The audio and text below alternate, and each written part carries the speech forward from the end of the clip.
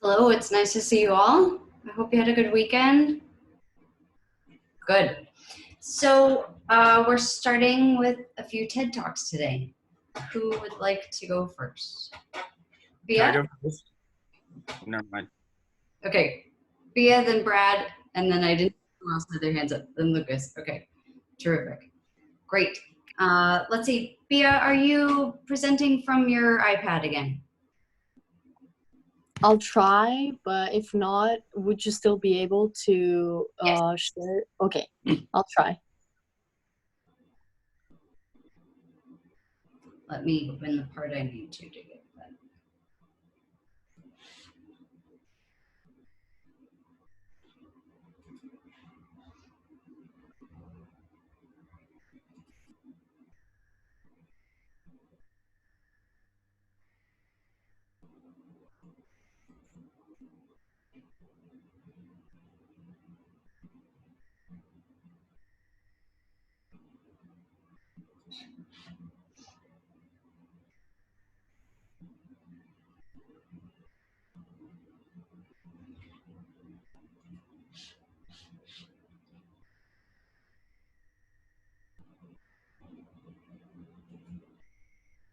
Does it look like it might work? Okay, let me see.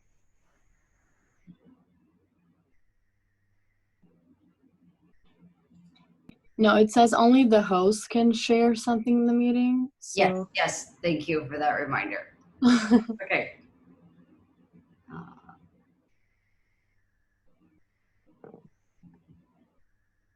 Okay, let's try it again. Okay.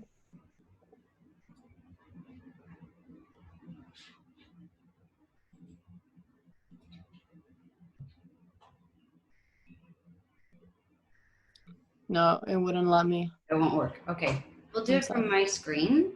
Sure. Bia, if you'll hand back the hosting function to me, please. Yes, of course. Okay.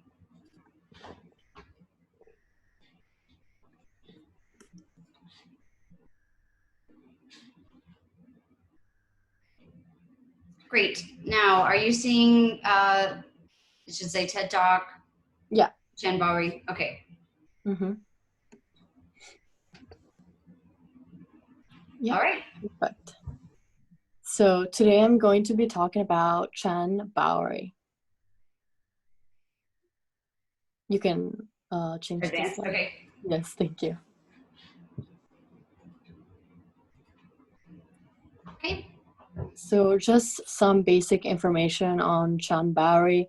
It is a square-shaped structure with 4 relatively high octagonal towers on each edge. And it is considered to be a stepwell because it displays a great amount of architectural cross steps leading to the bottom and a well at the center. I've never visited it because I've never been to the Middle East or Asia in any way, but India is definitely on my travel bucket list. You can change the slide. Okay, so Chan Bowery is situated in the village of Abaneri, which is near the city of Jaipur in the Indian state of Rajasthan. And it is located 95 kilometers, which is about 2 hours car drive from the city of Jaipur. You can change the slide. Chan Bowery is said to be named after a local ruler called Raja Chanda, and it is dated to the 8th and 9th century. And it was likely constructed before the temple that is situated nearby the structure. As you can see from the picture, it is a stepwell. And at the time, stepwell was used as a water source because it provided water for washing, bathing, drinking, and for the irrigation of crops as well. It also served as cool sanctuary for caravans, pilgrims, and travelers. And it is a stunning example of Hindu and Islamic architecture. It incorporates flights of stairs leading down to the water, and it functioned at the time as a Hindu temple that featured column-supported shade pavilions and elaborate stone carvings. The construction involved the careful placement of a wide stone-lined sloping excavation that allowed for water access. And originally, the idea of having a stepwell first appeared in India in the 3rd century CE because it was born out of necessity because of the dry monsoonal climate zone. You can change the slide. So about the interior, it displays tabulated arches used by the Kawan rulers and cusped arches used by the Mughals. These two were big empires in India and Asia in general at the time. The upper stories with colonnade arcade around it were built by the Mughals, and they also added art galleries and a retaining wall around the well. As you can see, the interior architecture is just beautiful. From the beauty and splendor of the columns and detailed arches to the very clever engineering and the practical use of the building. The columns and pointed arches resemble the Islamic style, as you can see from the left-hand picture, whereas on the right-hand picture, the long and open hallways with closed round arches resemble the Roman style.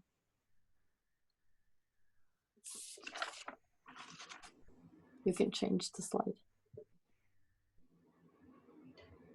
The building is simpler on the outside. As you can see, the walls look strong and heavy, but definitely less detailed than the interior walls and the interior architectural structures.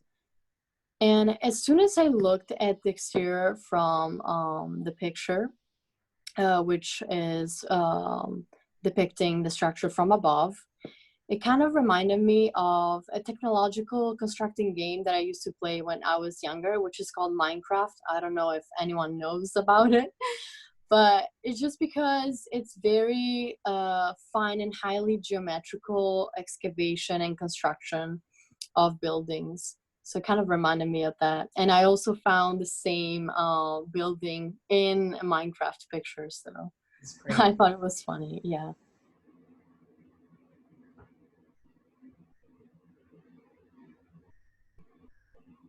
So about the plan, as you can see, the structure is a square with 4 octagonal towers on each edge. And as I look at both the plan and section, I noticed that the staircase leading down to the water really resembled the Nabatean cross-step style, which is from the 6th century BCE. And it also makes sense because the building is from the 8th or 9th century, so they probably have taken some inspiration from the Nabateal architectural style.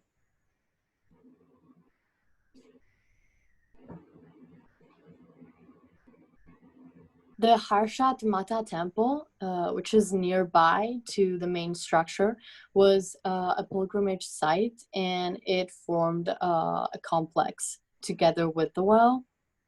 Unfortunately, it was partially destroyed and damaged by Mahmud Ghazni, and many of its pillars, columns, and statues now lie scattered in the temple courtyard and in the corridors of the building. The temple was originally dedicated to Harshat Mata, which is the goddess of happiness and joy, and she spread her glow and brightness called Abba, which is the name that comes from the village, Abaneri.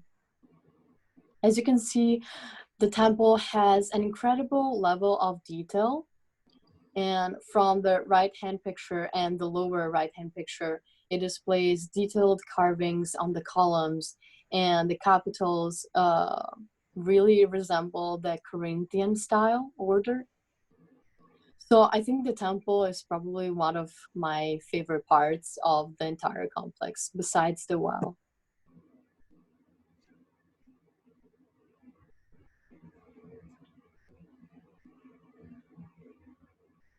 Great, fantastic. So when I originally came up with this section of the course, it was all about water. And the first time I saw these images of the step wells, I was just blown away because they are this chthonic structure, right? They are carved out of the earth. And the elaborate nature of these wells, I mean, they're designed, these are highly gendered spaces. It was the women's duty in this time period to gather the water. And so they were designed all around the idea of female bodies moving through space for water gathering. It's just, I love that you put that Minecraft image in there because it is just this wild, sort of out of this world thing that is not out of this world. There are numerous and built all across the Indian subcontinent.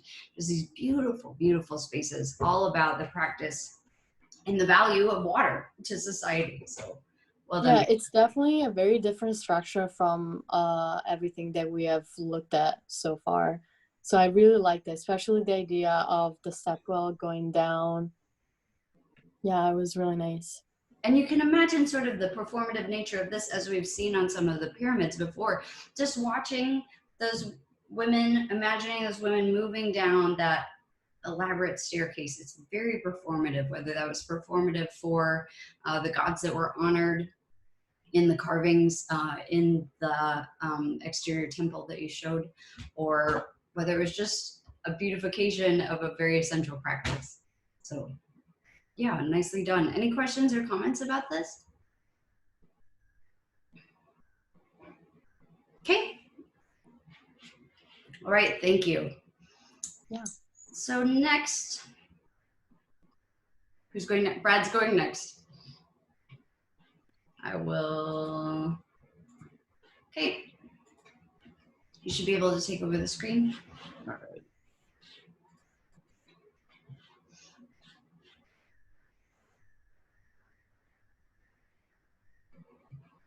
I still don't think I'm the host. It's Shu. Same. Yeah, you got it now. Yep. All right. Let me send it back to you again. Sweet. Okay.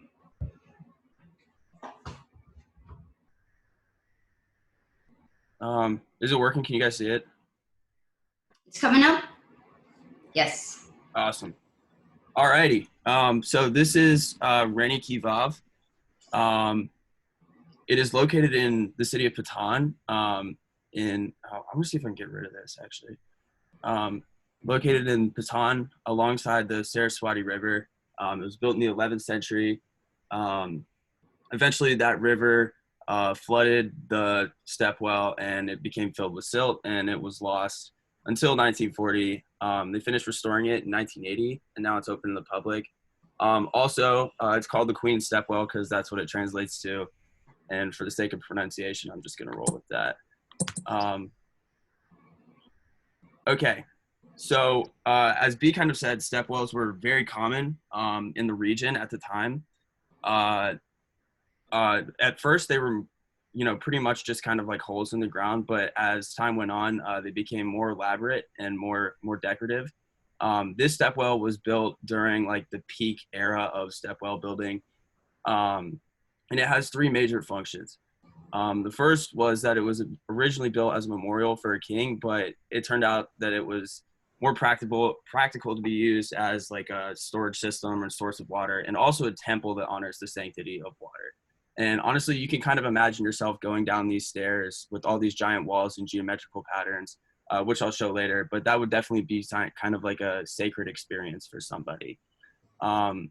Additionally, this stepwell is a little weird because it's 2D images don't really do it justice. I think that like the best way to experience it is definitely by going there. So I'm going to show us this. This is it in like a 3D model. As we can see, I'm sorry, did you say something? Just fantastic. That's great. Okay. Awesome. But yeah, like B said, we can see, you know, like the Nabatean shapes on the stairs right here. It's very highly geometrical. You can even go down in the well here. I like doing this. You can see all the different levels, just how deep it is. I'll talk a little bit more about that later. But yeah, very, very geometrical. And like, you can see how it would be hard to, you know, really, really get just from 2D images. Additionally, there would be statues all along the walls. Last time I tried to load them, it crashed my computer. So I'll show you them right here. This is an example of one that would have been there. It's the statue of Vishnu. And once again, we see, you know, just the extent of the geometry and the craftsmanship that went in here, especially these little guys that are kind of hanging out around them on the side. Really cool statue. And like I said, all of the walls would have been covered in these. I'll talk about that in a sec.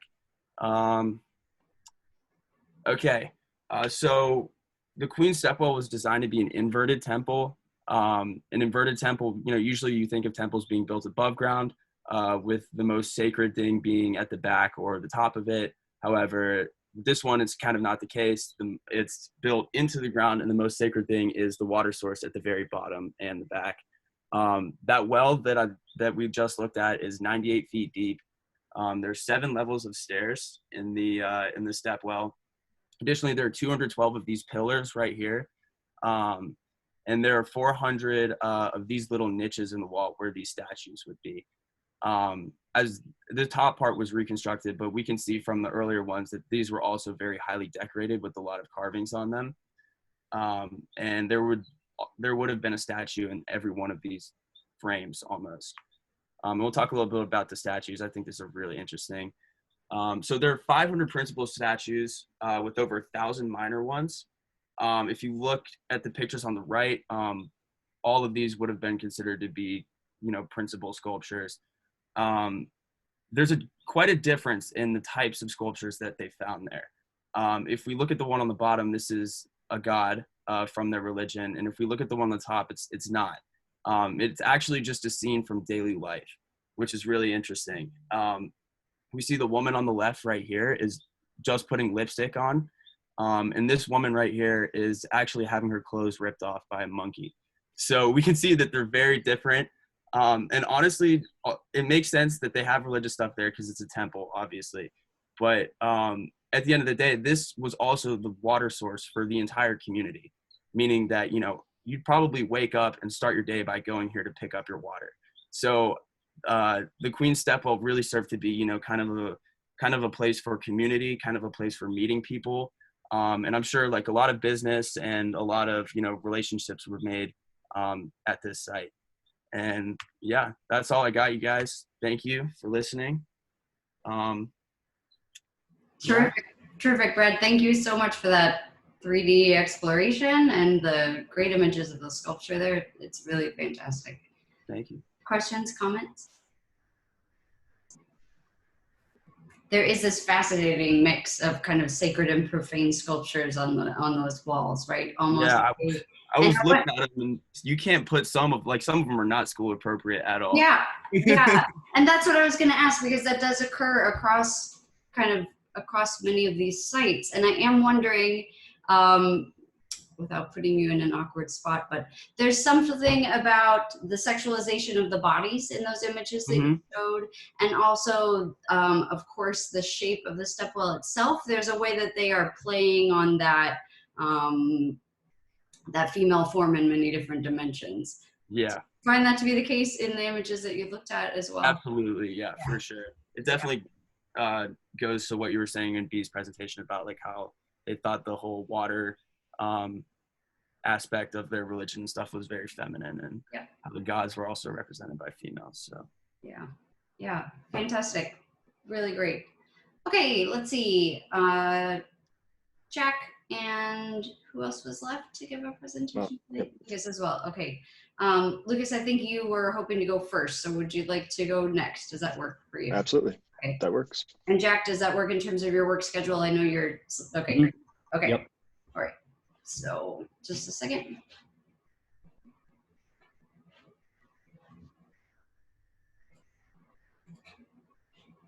Okay, Lucas, you should be able to share your screen. All right.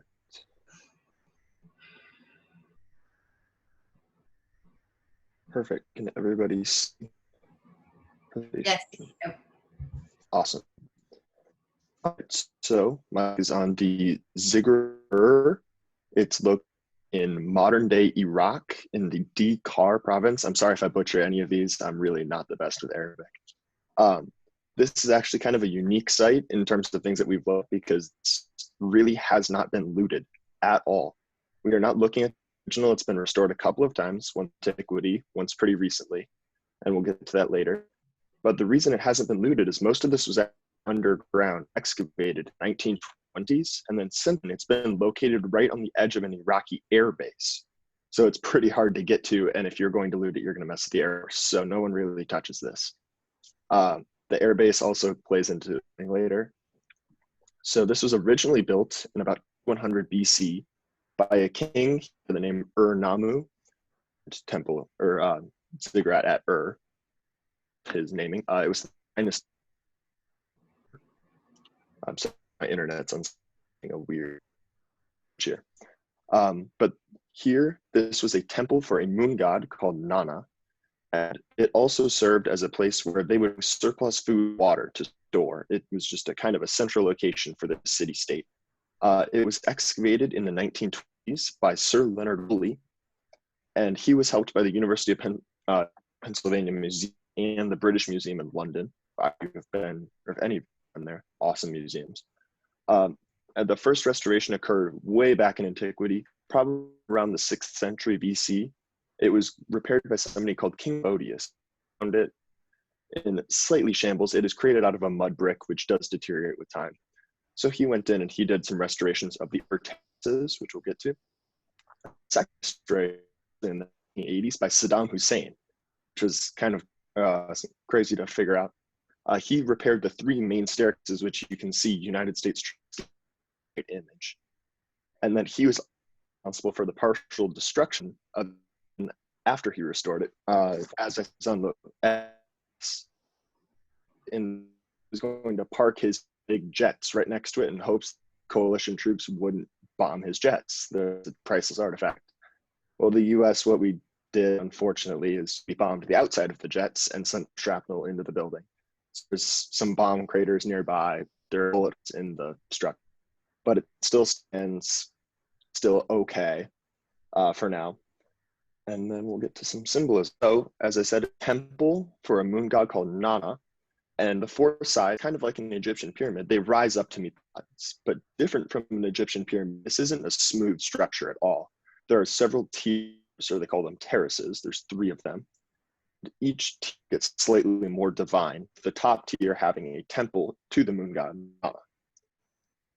So this is oriented true north, which they found to be pretty crazy back in the time, because they didn't know how they were able to get it north. And it was actually dead north. It was not magnetic north. It is true north on the globe. So they were really surprised to find that out.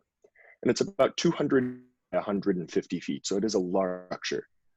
The height is just, they only found this when they were excavating it. So it's pretty uncertain how large it was, but just the lower portion alone, just the first terrace, was 720,000 mud bricks. So this is an enormous structure. No one could even figure out.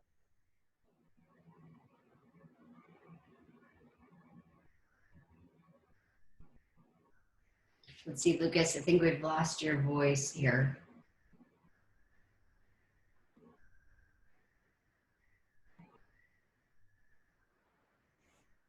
Which is thick in the structure. And the outside mud bricks, they were more wide, and then they were covered in a natural tar called bitumen, which helped them with the weather. And for an elevation, as I said, they were guessing on the height, but the base, they kind of inferred that it was between 70 and 100 tall. And the 3 main staircases led up to that terrace. those were the 3 staircases repaired by Saddam Hussein. There is only a single staircase to the 2nd and 3rd terrace level. And that final terrace, there's the temple for the moon god Nana. And there is a priest's quarters for the moon god. And then also one maiden was chosen to live there, which was the god's companion in their time. And just overall, this is an amazing structure, a wonder of the ancient world. But it is also a lesson about like the value structure, especially in an area, is pretty hot tested. Even bombed the site.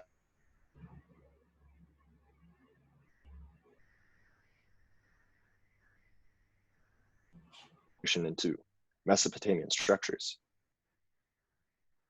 Yeah. You got Great.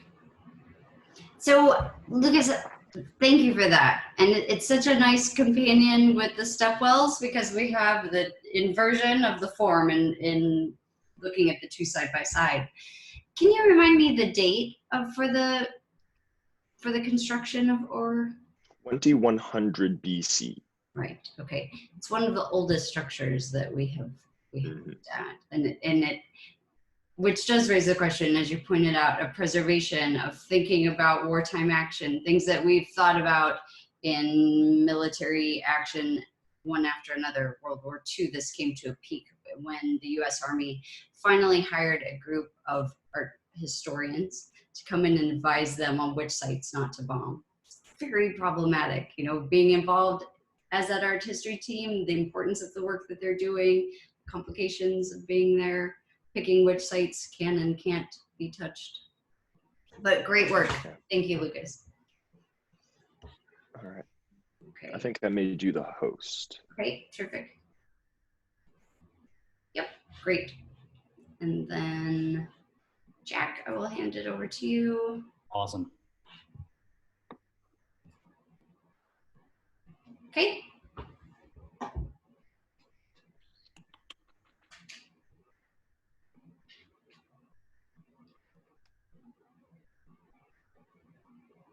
Wait, hold on, I pressed the wrong thing.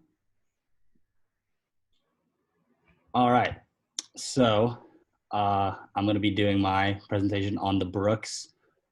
So I'm sure, especially like with moving in and out of Wake, people have been in cramped cars or kind of been in close quarters with one another at some time or another. And I'm sure a lot of you have been on boats before. So kind of combining those 2 aspects together, we're going to look at what it was like to cross the Atlantic on one of these slaver ships in the late 18th century. So we're going to move on to the history.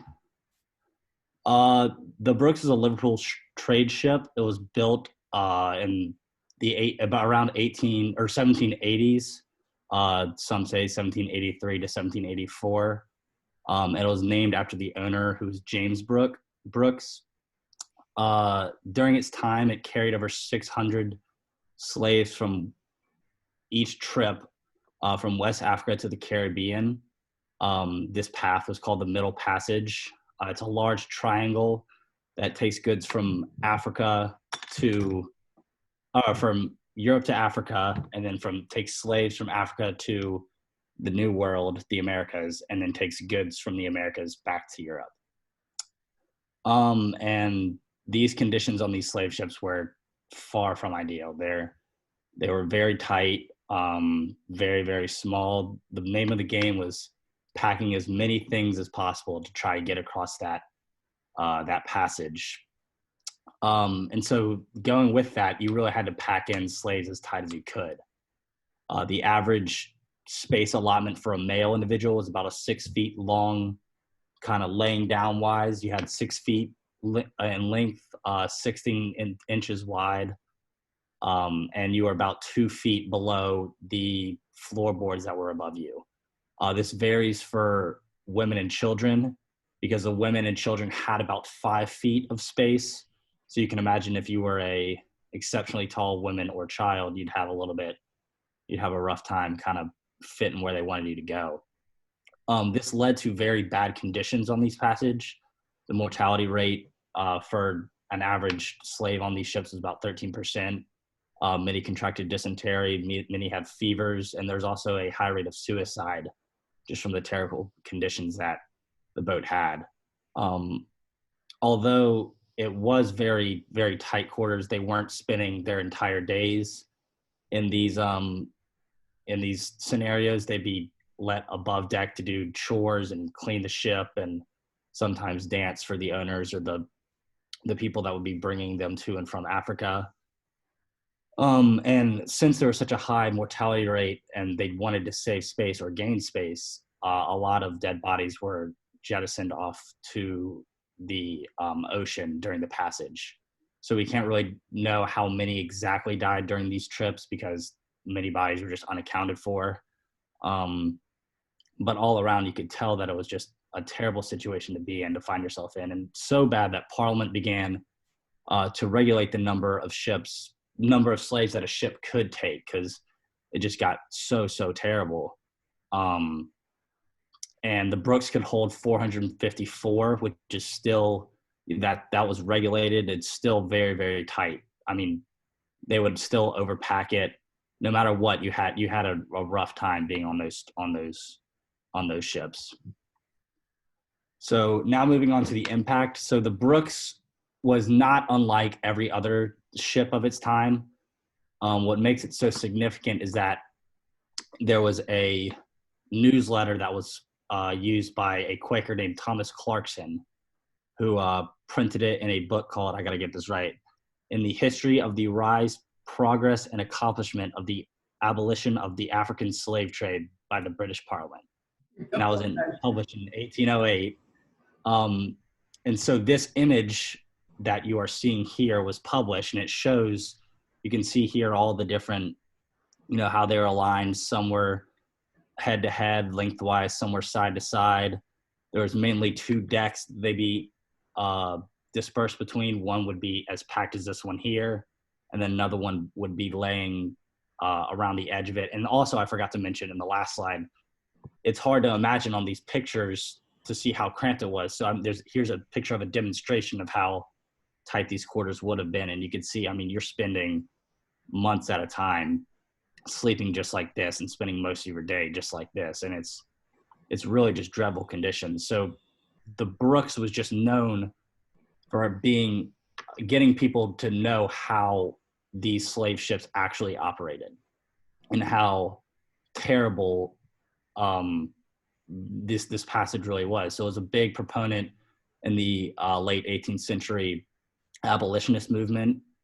And it's just, I can't overstate how awful this would have been to be inside of. Many people died just in the positions that they were set in at the beginning of the trip. Now moving on to the architecture. There's multi-layered, as you can see, what was released was a multi-layered plan. Really the impact was just how closely people were put together. There was probably plenty more room where people could have been dispersed throughout the ship, but it was taken up by supplies as well as the living quarters for the actual crew. The men and women were also split into sections. As you can see here, men, women, and then the boys here. Not much room for anybody. And then this really, what I took the most away from this is that no matter how much you might complain about getting all your stuff from Wake and, moving it back from here, you can't put into perspective spending months at a time in a position like this where you can't do anything, and it's just awful. But yeah, that's about it. Great. Thank you, Jack. It's a very difficult images, but as you pointed to, they were incredibly important in the history of the abolition movement. Rings were made that had the imprint of the Brooks in just tiny scale. And people, this is a question of visibility, one that we are right up against right now. If we put that image side by side with the visceral and horrific images of George Floyd's death, it's that same ability to see what's happening that was created by the Brooks, a way of giving people an eye into what happens all the time that they couldn't see otherwise, by just making those images, those brutal, horrible images, visible. Good. Questions, comments on this? We'll get into it in a little bit more detail in a minute. Great. So first, a comment on your exam. If you didn't see my messages yesterday, I totally messed up the way that the essay was scored, and so it counted as 1 point instead of counting as 10. And I will go through and hand grade everything and then re-enter your scores to make sure that your essays count as they should. For some of you, this will increase your grade because you are stronger on the essays, say, than on the multiple choice. For some, it might lower it a bit, and for some, it should keep it relatively similar. But I will work on that over the week, and it should be finished by next weekend. If you have any questions in particular, feel free to email me about it. Okay.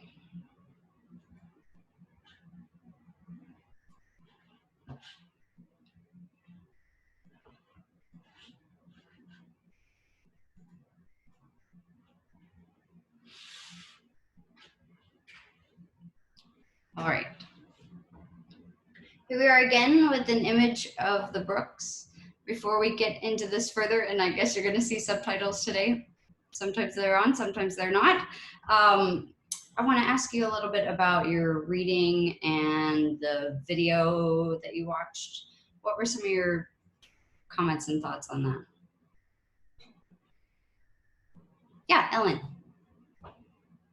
I thought it was really interesting, the perspective that it took, that architecture was responsible for like these horrific conditions and slavery, because like that's not something I've ever thought about.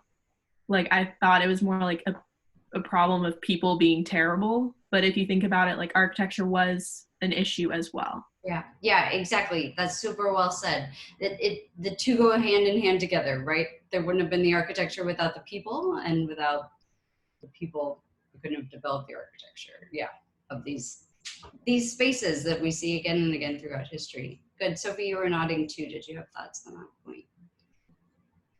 Yeah, I thought it was just really interesting how they talked about over time they developed adding the nets and how they had like curved sails to try and create ventilation for the lower decks, even though that didn't really work. They like were trying to make adaptations and have how they could barricade the crew so if there were any type of revolts. So I think that's just really interesting how all the thought that they went into to make these slave ships like dehumanize these people as much as possible. Yeah, it's crazy to think about a group of, engineers, architects, ship designers, ship builders sitting in a room and thinking this through. How can we put more people in there? How can we reduce the risk of revolt, as you said? All these different things that they had to take time calculating out and thinking about specifically, and then let alone actually doing the building and still feeling like, okay, this is an idea we should follow through on. Good. Any other thoughts about that? Yeah, Matthew.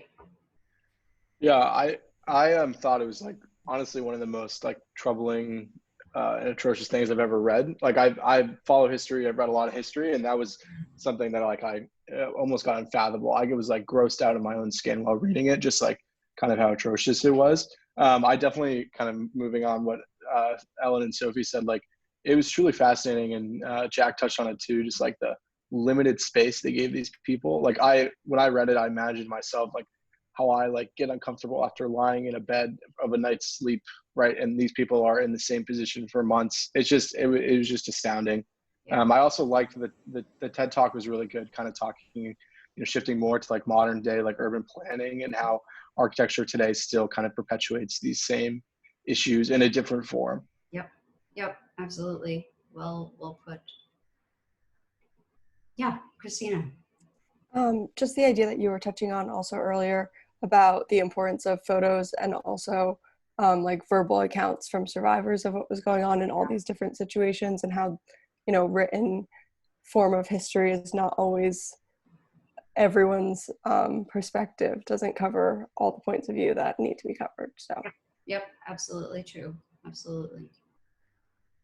What about just the theme of architecture and violence? If we take it outside, the specificity of the slaver ships and the history of human enslavement. What are some places where you can see that architectural violence? Subtle, dramatic.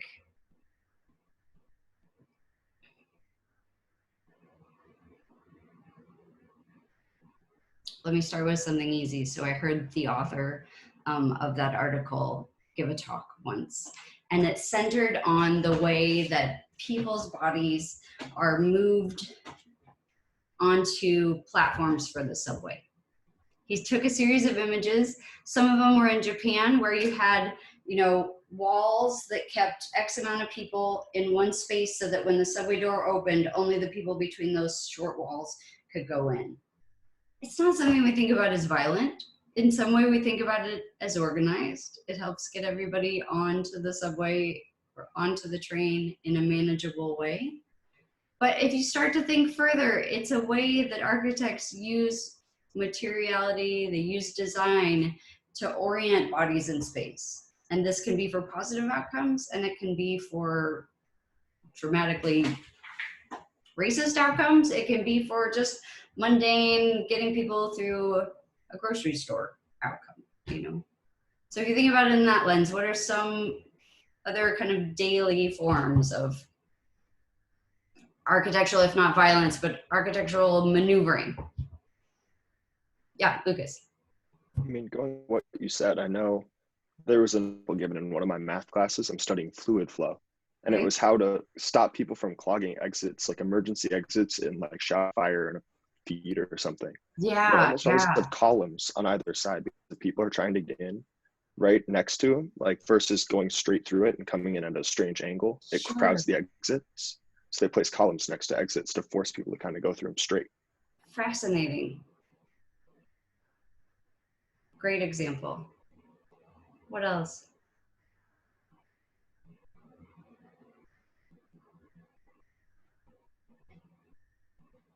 Yeah, Christina. this isn't necessarily towards the violent side, but right now, everything going on with the quarantining and the organization of people in supermarkets, even just the like tape on the ground with the arrows and stuff causing you to go one way or another, despite which way you'd prefer to go. Yeah. It's kind of an example of that. Yeah, exactly. That's a great example, very timely example. Good. What else?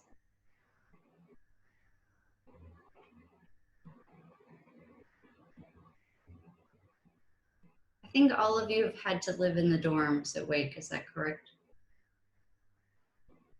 How are those structured to guide your body in space, for example? Faithon or Rosie, any comments on that? Wait, can you hear me? Yes. Mm-hmm. Okay, perfect. So I guess in my dorm, like when I was in Luder, my roommate's bed and my bed, they touched, so it was in like an L shape. So I guess it kind of, obviously it's nowhere near like the slave ships or anything like that, but nowhere at all. But it was just very tight, and I felt like I almost couldn't turn over to her side because her feet were where my head was. So it was just like very tight and almost felt like uncomfortable every night sleeping in that position. Yeah, so that's pretty much. That's a great way that design orders bodies, right? And certainly here we're talking about very mundane things, just to get in the mindset of the way that design orders bodies. Great. Faithon, did you have a? Oh, yes. So I'm currently in Polo, so I'm currently in a really like comfortable environment. But last semester, when I was a freshman, I was in the Babcock, and I would say the room is comparably small compared to like Polo. So I can feel like kind of like when I live with my roommate, it's kind of like a little bit crowded when she brought some of her friends to the room. So it was like kind of difficult condition. Sure. It restricts how many people you can have in the room. It restricts your comfort, your privacy, your exposure, all of those things. Even just on sometimes you don't even realize them, right? So that's the base level of just like, my room is X feet by X feet, and I can't run across it, for example. Totally not a harm, but a way that your body is shaped by the world around you, the architecture around you. Let's take it to another level. Thinking about, let's think about park benches for a minute, or benches at the airport. The last time you went to an airport gate, anything you noticed about how those are structured, what they're doing? Yeah, Matthew. I know a lot of park benches are intentionally designed to have like a pole in the middle, so it prevents anyone from sleeping on them. And it's similar to the airport as well. You have like, they're all just like single seats compared to like more spread out benches. Yeah, absolutely. There's a terrific, I will try to post this podcast episode. It's on, I think it's called Aggressive Design, where they're designing park benches, they're designing subway stops, things that prevent people from being comfortable there. It's intentional, non-loitering activity, but it does also, they are public spaces. Why couldn't someone sleep there if they would like? What about public space allows that to be managed by design in that way? And did we give those designers permission or not? Where does that come from? It's a behavioral adjustment brought on by the designer. Good. Any other examples on that scale? Yeah, Gabby. I was gonna say, I feel like a lot of the airport benches are always facing one another. So I don't know if that's because they want people to more like interact with each other. I know like I always see people in front of me, I'm like, oh, can you watch my suitcase while I go to the bathroom? Yeah, like, interesting. It creates almost like a social environment in airports, at least. Yeah, it's a great point because there are other options. They could be all in rows like a theater. They could be in many different ways. Yeah, good. Anything else along those lines? Okay. All right, we'll move forward. I have to tell you that one quick last thing. Oh, sorry. Yes, go ahead. Aren't casinos purposely made to try to funnel you to the back of a casino and not keep you near light, and it's almost like a labyrinth? Yeah, excellent. That'd be an architectural choice to keep you trapped. Yep, excellent work. Right, a funneling of people to make sure you're further and further in. You're less likely to be like, yeah, let's turn around and leave. Yeah, great point. And also there are many, this has to do more with product placement, but a lot of grocery stores put the essentials at the very back of the grocery store so that you have to navigate through more aisles than you otherwise would if you were just coming in and out to get milk. Now for people for whom navigation isn't a problem, it's all right, you walk a little further to get the milk. For people where that kind of motion is taxing, we're putting a toll on their bodies that they're required to move further. People with disabilities, people with injuries, for example, it makes it more complicated. Okay, great. The eye level on in aisles of grocery stores as well. Certain companies pay for their products to be at eye level as well, which is interesting.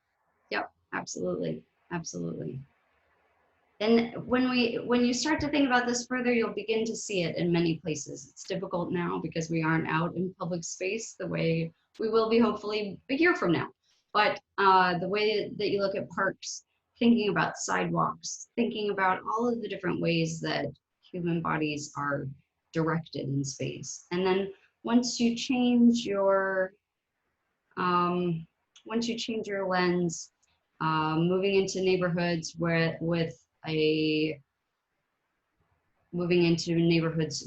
the public services are not as active, where people are left to their own care, where taxes aren't used and they don't spread as far, then we start to see this even further, the more and more detrimental ways that architecture could intervene in a positive manner, and that's all dependent on the architects, but often intervenes in a harmful way.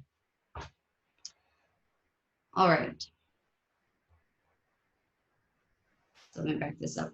So the lens that I want to move us through is in thinking about architecture and the construction of race is the development of the sugar industry, particularly in the Caribbean. We'll look at that example. We'll look at an example in North America as well. But to start, one of the ways that we can frame the production of sugar, let's say through a scientific lens, comes through this prologue, which just simply states that sugarcane is one of the most efficient photosynthesizers in the plant kingdom, and converting up to 1% of incident solar energy into sugar. It provides nearly 70% of the world's sugar. It's the highest yielding calorie producer per unit area of any living species. It generates up to 15 kilograms of cane sugar per meter of sunshine, in ideal conditions. And it continues to be the world's largest crop by production quantity. So if you were sitting on the side of the table and you're trying to think, oh, we're farmers, we're agriculturalists, what should we go into? Sugarcane looks pretty great. High energy food, it's something people love, so that seems like a really good start. What are we looking at here? Are you seeing my screen? Did I set that up? Okay, good. What are we looking at here?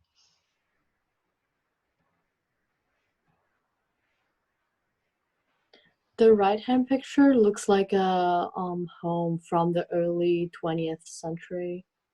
Great, yeah, it's a Victorian era home. And specifically, it's a parlor.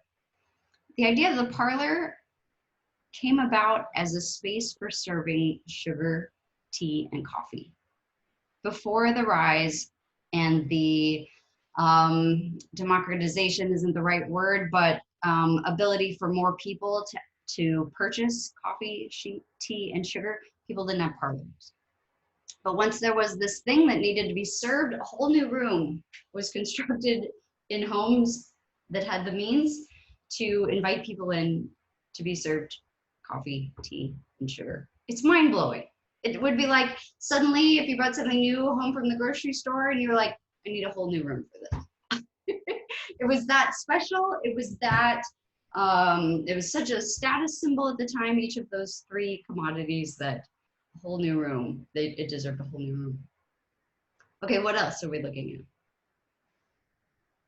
There's like the classic diner with the like bar stool seating, the countertop, the like tiles and all of that.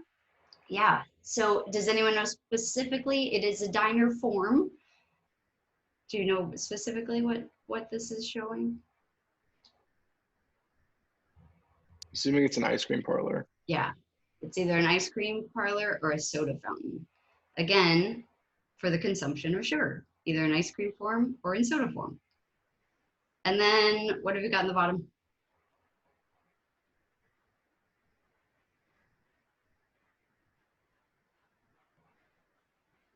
Is that an ice cream truck? Yeah, it's a little ice cream truck for the distribution of sugar on the city streets. So all these different architectural forms emerge, from elaborate, elite, and stationary to mobile and more accessible. So those are sort of the fun architectural forms of sugar, and now we're going to look at the more complex and difficult ones. As was mentioned in our earlier discussion about the brooks, what is known as the triangle trade is essential to the distribution of sugar from the Caribbean and the southern part of the United States, as well as Brazil, where it was grown, to Europe and to the rest of the so-called Western world at the time.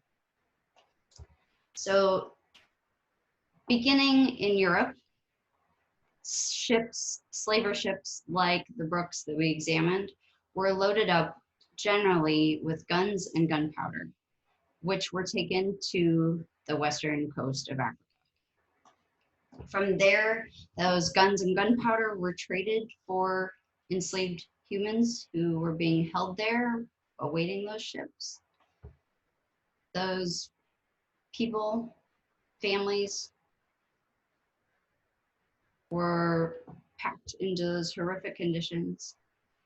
And the trip across that Atlantic Ocean took on average about 3 months. Once they arrived, I'm showing you specifically once they arrived in the Caribbean, but you can see the arrows to where the rest of those ships were directed to South America, Central, and North America. And as we saw from an earlier image, some of them also went around the southern tip of Africa over into the Indian subcontinent.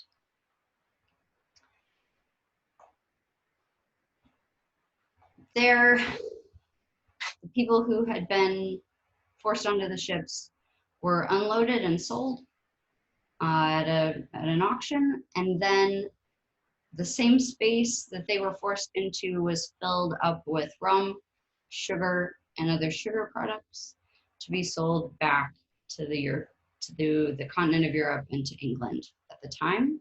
And then this whole process would start all over again. That's just the technical components of how that thing worked. Of course, as was pointed out, the brutality, the difficulty, the risk to life, the dehumanizing circumstances under which these people were forced to leave, to travel, and then to work, it's beyond what we can think of sometimes. And we've already heard a great thorough description of what was going on with this image of the Brooks. I want to point out that the Brooks is a graphic showing the most ideal conditions. These are the most optimal conditions that could be found, and they are far from optimal. So just keeping that in mind, that this isn't even a graphic showing the worst possible conditions, it's showing the best, where people are not on top of one another. Beyond the architecture of the ships, there is the architecture of the sugar processing.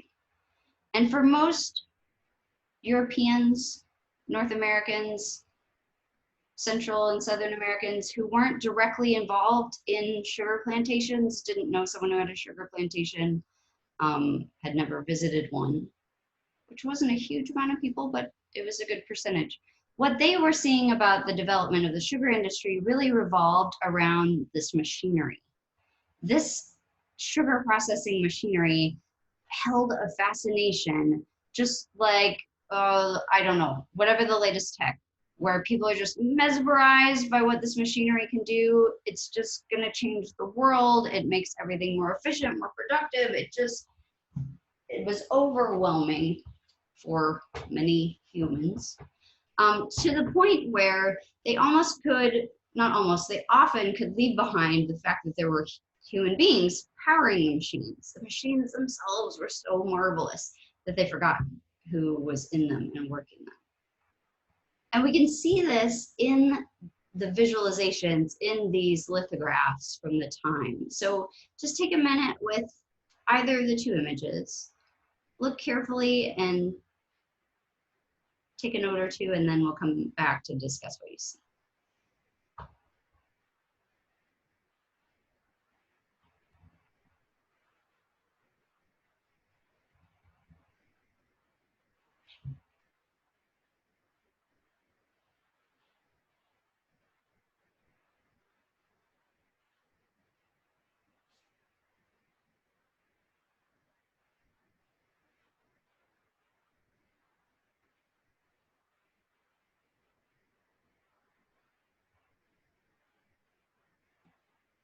Okay, great. So what stands out first in either of the images you chose to analyze or look carefully at? Yes, Lucas. For me, I noticed like a mushroom top of the machine. I don't know exactly what it's for. It looks like it might be some sort of screw machine. Yeah, nice. Okay, so that cap at the top really stands out on the mill itself. Good, and yes, it has a kind of mushroom shape, and its shape is largely to balance those two long side arms that are coming out. Good. What else?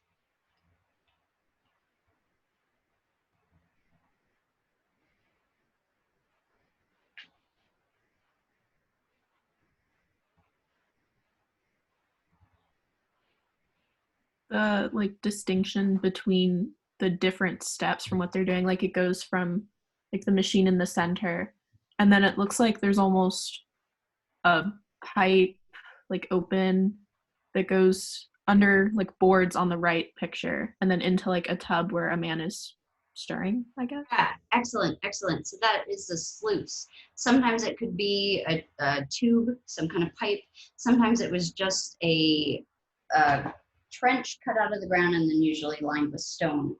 For the processed sugar, which would become kind of liquefied, to run down the hill into those processing spaces. Good. Okay, Rosie? And then also going off about like the mushroom shape, it almost kind of reminds me of like how similar to how mushrooms are part of nature, like these machines are part of like human nature. Like humans are putting their effort and work into this. It's not simply a machine, as you were saying. Yeah. Like humans are them, powering them. So it's kind of connecting it back to the like earth and the natural environment, both from the mushroom shape and human beings themselves. Nice. And then also you can see how it looks like very hot and dry, not many trees, and the conditions probably were terrible outside, adding on to everything else. Yeah, totally. Absolutely.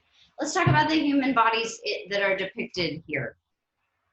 They're not the first thing that stands out. As we've noticed, you pointed out many different things that were designed to stand out in the images first. Sophie? Yeah, the first thing that I noticed about the humans themselves is most of them are wearing pretty minimal clothing, except for the one man in the front who seems to be like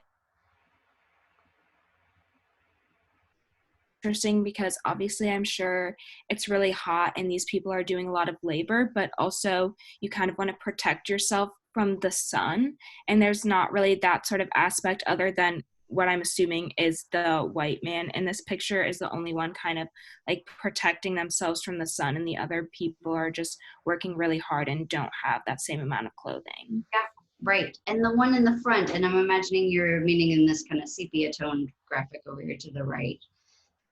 There's a way. The one on the left, actually. Oh, on the left. Okay, this one who is clothed.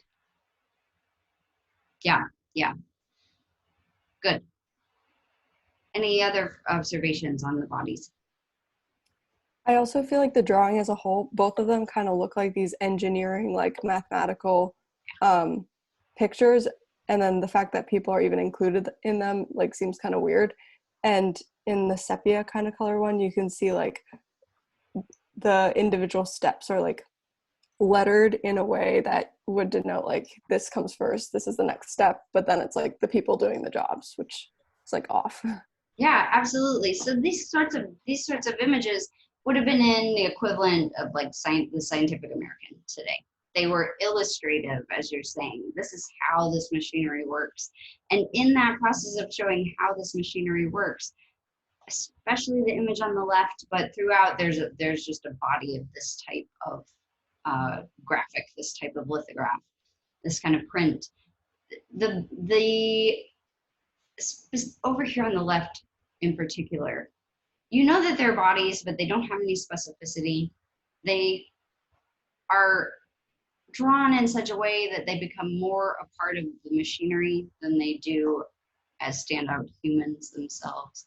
And that was done on purpose as a way of de-emphasizing the enslavement that was required for the sugar industry to work. Let's just see this over and over again. So let's look at that machinery a little bit. I realize I need to move through this a little more quickly, but we're looking at a series of ingenios, and this would be the word in Spanish, which just means sugar mill. And they would come in several different forms. On the left, you'll see the wind-powered form. This would have been more common in the Dutch colonies. These centralized ingenios were more common where you had people and donkeys and bodies involved, were more common in the Spanish colonies in the Caribbean. And I want to show you just a little bit in detail how they worked. It's a brutal story. It's brutal on several different fronts. First, the sugar the sugar that was processed, sugarcane, once it's reached a point of ripeness, that's not the right term, but once it's ready to be harvested, the landowner knew that they had 72 hours to get it processed. After that, it would spoil. So everything on the plantation stopped. Every person working on the plantation, whether they were mothers, children, or otherwise, everyone would be brought into the service of processing the sugar. It had to happen quickly and it had to happen efficiently. And generally, that meant when it came to, these are what we're looking at here are basically the gears, the actual grinding mill part of those ingenios themselves. So in order to get sugarcane through those tight spaces, often women were asked to do the work because on average they had smaller hands. So they would be there feeding the sugarcane into those mills, into those grinding spaces. Sometimes, and this is brutal, I apologize for it happening, but I didn't cause it, but I hate to, it's terrible to even talk about and difficult. But as the women were feeding these in, you know, often their arms would get caught. And because of the requirements of that sugar processing, the landowners or the overseers driving the action often wouldn't stop when the arms were torn off and ripped in because they couldn't stop the works, they couldn't back up the process. It's just beyond brutal what it took to process something that we would have in ice cream. You know, just that disparity is so huge. From there, once it has been processed in those mill spaces, in those grinding spaces, then there's a series of sloughs, which take it from, let's see, on the left, this would have been the mill space, and humans and or pack animals would be used to grind those gears or circulate and pull those gears around within that space. And then sloughs would be cut in the floor that would take it into a room that looks like the image on the right. And there it would go, that sugar, that sweet liquidy substance at that point, is not quite sugar yet, would be moved through a series of cauldrons that are at different temperatures, cooling over time as it moved from the front of the room to the back. So it would become more and more crystallized as it moved.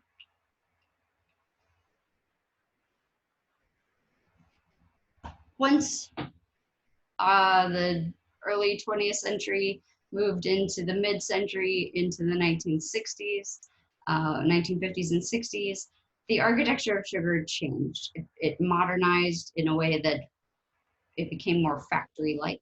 This didn't change the risk for the people involved, but it did change the hierarchy and the structures, moving it from this kind of classical plantation model into a capitalist model.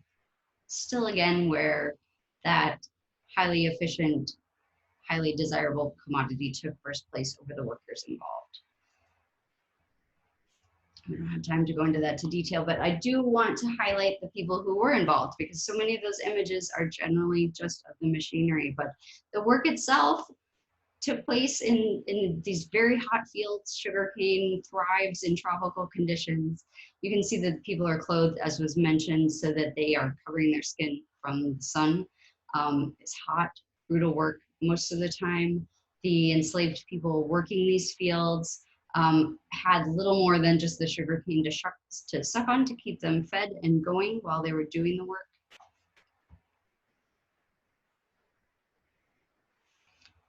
All right, then let's take the last remainder of the class probably to look at this.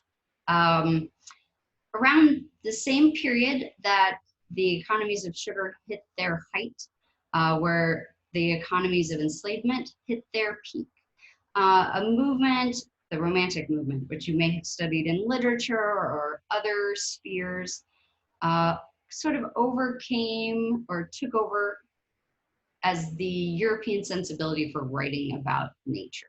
This is the first time that nature kind of came to the fore as a thing, that anyone thought about nature at all, rather than just thinking about their fields or the pear tree in their front yard. But nature as a concept started to take hold. And with that, the idea of the picturesque, a way of painting nature in its most ideal form, or of photographing, sketching, or drawing nature in its most ideal form. So take a minute to look at this image, look carefully, and then think about all the things that it evokes for you.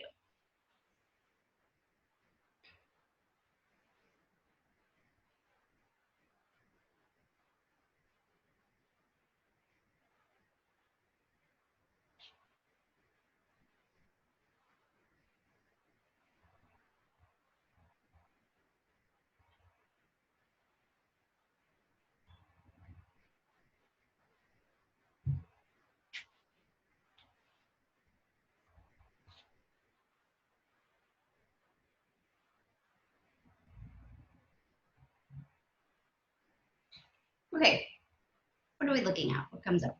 Babe. So I was looking at the picture and I see that there is some juxtaposition. Like the picture is basically like cut in half. The lower part sends kind of a sense of stillness from like the water and the birds just, you know, flying just right above the water. Whereas the higher part of the picture has this really big and heavy looking mountain with the clouds kind of covering the peak, and it just brings like the sense of kind of like contrary to stillness, something bigger, more powerful in a sense. Nice, well done. What else do you see?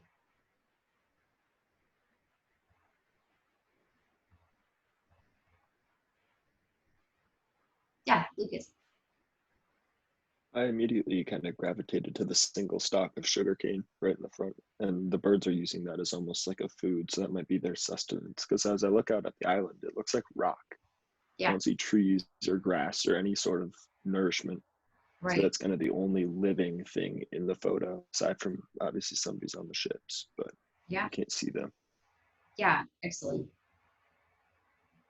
What else? What about that ship?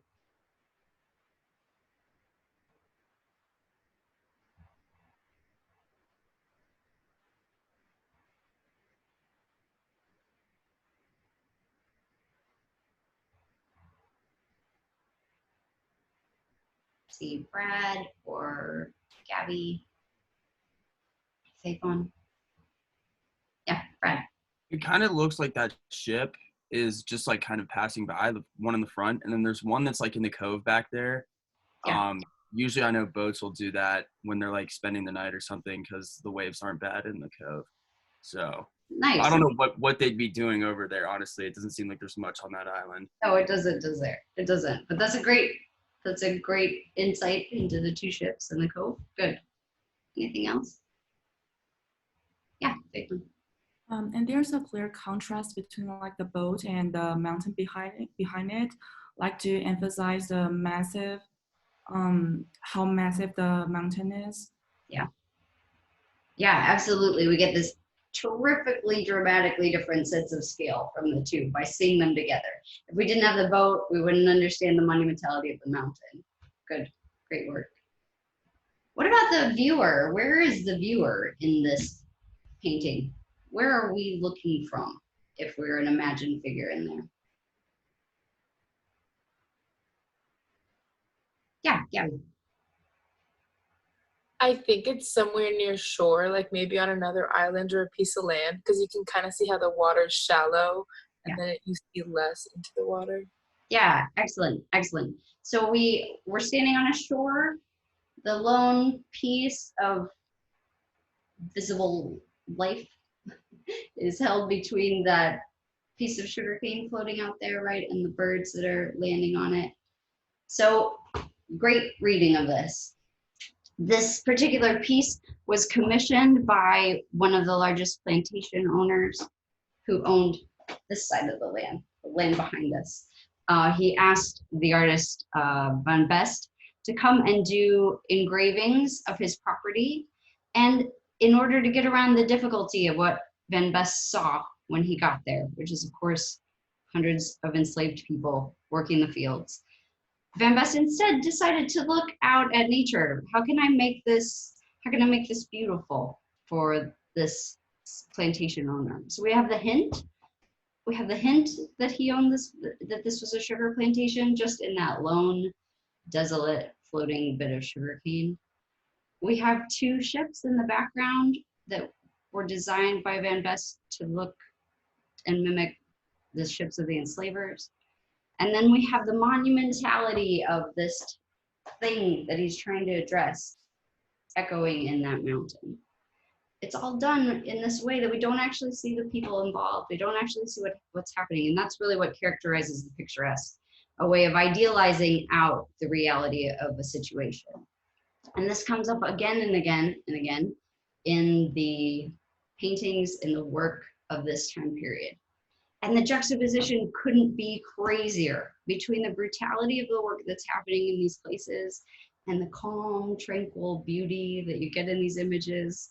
Sometimes have people, you can see the upper part of this diptych. There are people in that boat.